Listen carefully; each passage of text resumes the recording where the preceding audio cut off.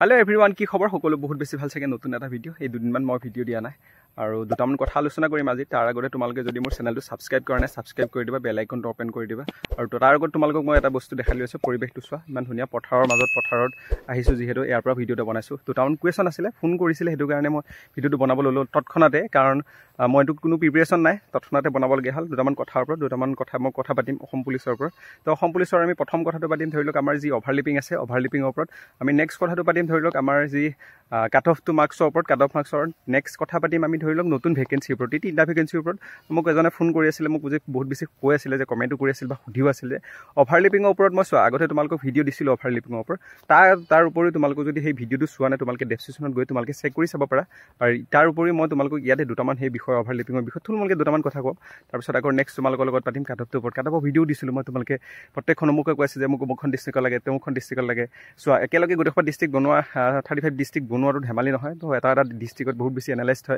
কৰিবলগীয়া হয় তাতে মানে থুলমূলকে কিছুমান কৈছিল তাৰ ওপৰত ইয়াতো মই দুটামান কথা কৈ দিওঁ তোমালোকক তাৰপিছত নতুন ভেকেন্সিৰ ওপৰত নতুন ভেকেন্সি আহিব নাই বা কনফাৰ্মেশ্যন কিমান আহিব হেতুক লৈ পেলাই মই তোমালোকক এই ভিডিওটোত সম্পূৰ্ণ জনাম অভাৰলিপিংৰ কথা লৈ পেলাই তোমালোকে ইমান চিন্তা নকৰিবা মই তাতো কৈছো ইয়াতো কৈছো চোৱা কিছুমান ভিডিওত মামা আমাৰ CM ছাৰে ক'লে অভাৰলিপিং নহব আৰু কিছুমান ভিডিওত এনেকৈ কৈছিলে যে আমাৰ এডিআইতহে অভাৰলিপিং নহয় তেনেকুৱা নিচিনা ক'লে সেইদিনাখন এটা ভিডিও পালোঁ পুলিচত অভাৰলিপিং নহয় বুলি ক'লে আৰু সেইটো বিষয়লৈ আমি পিছত গম পাম সেইটো বিষয়লৈ ইমান ভাবি লাভ নাই বৰ্তমান এতিয়া এইবিলাক ভাবি টেনশ্যন নকৰিবা সেইবিলাক টেনশ্যনে কৰিব নালাগে ভাবি থাকি লাভ নাই অভাৰলিপিঙৰ এনেকুৱা নহয় যে একেবাৰে নহ'ব হ'ব কিন্তু ধৰি লওক সেই 100%ৰ ভিতৰত 2-1% হয় মানে ধৰি লওক 5,500 কিমানটা পোষ্ট আছিল ন সেইমানটো সেই পোষ্টৰ পৰা সেই 30-40টা 50টা মানুহহে তেনেকুৱা হ'ব তোমালোকে এনেকুৱা নাভাবিবা যে গোটেই খোপায় তেনেকুৱা হ'ব যে এতিয়া চোৱা মই এক্সাম্পল দিছোঁ মোৰ যিজন ল'ৰাৰ লগত মই ফোন কৰি আছিলোঁ বা কথা পাতিছিল তাৰ ড্ৰাইভাৰ কনষ্টেবল আছে AB2 আছে UB2 আছে তো তিনিটা পোষ্টত আছে প্ৰিফাৰেঞ্চ দিছে ধৰি লওক ABত ঠিক আছে প্ৰিফাৰেঞ্চ দিছে ABত ফাৰ্ষ্ট প্ৰিফাৰেঞ্চ দিছে ছেকেণ্ড UBত আহিছে থাৰ্ড ধৰি লওক এনেকৈ আহিছিলে ধৰি লওক ড্ৰাইভাৰ কনষ্টেবলত এতিয়া সেইটো ল'ৰাটোৱে তিনিটাতে নাপায় কোনো কাৰণতে যদি ABত যদি চিলেকশ্যন যদি সি মাৰ্কছটো কোৱালিফাই থাকে তেতিয়াহ'লে ABত আহিব যদি মাৰ্কছটো ABত কোৱালিফাই নহয় তেতিয়াহ'লে ধৰি লওক তোমালোকৰ UBত আহিব তাৰপিছত নেক্সট যদি ঠাই লয় AB UBটো কোৱালিফাই নহ'ল তেতিয়াহ'লে ধৰি লওক ড্ৰাইভাৰ কনষ্টেবলত আহিব এনেকুৱা চিষ্টেমত আহিব তোমালোকে চিন্তা নকৰিবা গোটেই তিনিটাতে পোষ্টত যে নাম আহিলে বুলি তিনিটা পোষ্টতে পায় সেনেকুৱা কিছুমান নহয় আৰু অভাৰলিপিং মই কৈছোঁ যিবিলাকে পোষ্ট প্ৰিফাৰেঞ্চ দিছে সিহঁতৰ তাৰ লগত অভাৰলিপিং নহয় তোমালোকে কোনো কাৰণতে চিন্তা নকৰিবা আৰু কাৰো কথা নুশুনিবা মানে অভাৰলিপিং হ'ব বুলি ক'ব বা কিবা হ'ব এনেকুৱা পোষ্টত এনেকুৱা কথা চিন্তা কৰিব নালাগে আগতো তেনেকুৱা ইমান ভাবি থাকিব নালাগে অভাৰলিপিং তেনেকৈ নহয় আগত এটা বস্তু আছিল আগত হৈছিলে অভাৰলিপিং যেতিয়া পোষ্ট প্ৰিফাৰেঞ্চ নাছিলে এতিয়া পোষ্ট প্ৰিফাৰেঞ্চ যিহেতু দিছা তোমালোকে তো তেতিয়াহ'লে তোমালোকৰ সেইটোক অভাৰলিপিঙৰ চিন্তা কৰিয়ে লাভ নাই অভাৰলিপিং ইমান নহয় তোমালোকে চিন্তা নহয় খালি 2-এটা পোষ্টত হ'ব যেনে ধৰি লওক কামাণ্ডোত কোনোবা ল'ৰা এটা কামাণ্ডোত AB2 আছে কামাণ্ডো AB2 আছে তাৰপিছত আকৌ ধৰি লওক ইয়াতো আমাৰ পুলিচৰ AB2 আছে ঠিক আছে কামাণ্ডোটো আছে কামাণ্ডো ইয়াতো আছে তো তেনেকুৱা ধৰি লওক তাত নাম আহিব পাৰে ইয়াতো আহিব পাৰে কাটচিট কেতিয়াবা তেনেকুৱা হ'ব পাৰে ঠিক আছে বাকীখিনি ধৰি লওক CM ছাৰে ক'লে আমি চাই ল'ম বুলি বাকীখিনি যদি সেইটো চেক কৰি দিয়ে সেইটো চাই দিয়ে তেতিয়াহ'লে তোৰ কাহিনী এইটো অভাৰলিপিং নহয় এইটো ধৰিব নালাগে ঠিক আছে তাৰপিছত নেক্সট ধৰি লওক তোমালোকৰ পাতিম ধৰি লওক কাট অফক লৈ পেলাই ইমান চিন্তা নকৰিবা কোনোবাখন ফিমেলে মোক কৈ আছিলে কোনোবাই কৈ আছিল ধৰি লওক কাট অফৰ লৈ পেলাই আমাক দিয়াচোন ভিডিঅ' দিয়া আমাৰ ইমান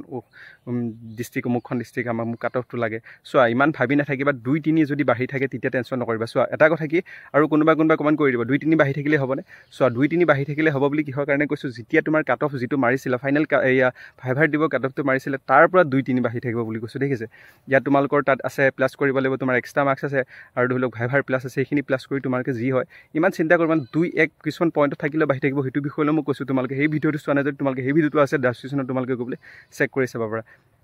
ইমান চিন্তা কৰিব নালাগে কাট অফ ইমান নাযায় তোমালোকে ভাবি নাথাকিবা যে এতিয়া পালেহি আৰু কেইদিননো আছে তোমালোকৰ ধৰি লওক আগষ্ট মাহৰ আজি ধৰি লওক 17-18 তাৰিখ হ'লহি তো আজি ধৰি তোমালোকৰ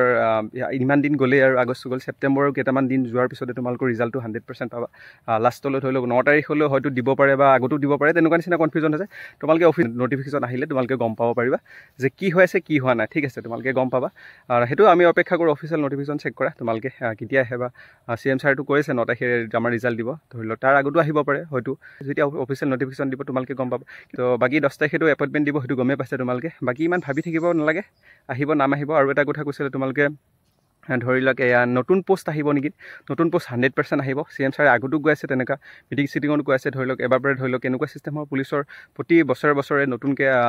ৰিক্ৰুইটমেণ্ট নতুন ৰিক্ৰুইটমেণ্ট হৈ থাকিব, নতুন খালী পোষ্টবিলাকক আকৌ নতুনকৈ ৰিক্ৰুইটমেণ্ট হ'ব, সেনেকুৱা কৈ আছে। ধৰি লওক তোমালোকে চিন্তা কৰিব নালাগে, নতুন পোষ্ট 100% আহিব। নৱেম্বৰত আহিব বুলি কৈছে, হয়তো মই জানো তোমালোকে ধৰি লওক অক্টোবৰ যিদিনাখন আমাৰ এপইণ্টমেণ্ট দিব সেইদিনাখনে হয়তো এনাউন্স কৰি দিব পাৰে নতুন ভেকেঞ্চি কিবা আহিব পাৰে বুলি। নতুন ভেকেঞ্চি আহিব, কিন্তু ধৰি লওক এডভাৰটাইজমেণ্ট নৱেম্বৰত হ'ব পাৰে বা 26লৈ যাব পাৰে। তোমালোকে 100% চিয়'ৰ হৈ থাকে নতুন ভেকচিন আহিব। আৰু বিশেষ ইমান ভাবি কৰিব থাকিব নালাগে, নাম সকলো আহক সেইটো চিন্তা কৰা। বাকী ভিডিঅ'ত ইমানে আছিলে। থেংক ইউ ছ' মাছ, আজিলৈ আহিছোঁ, বাই বাই।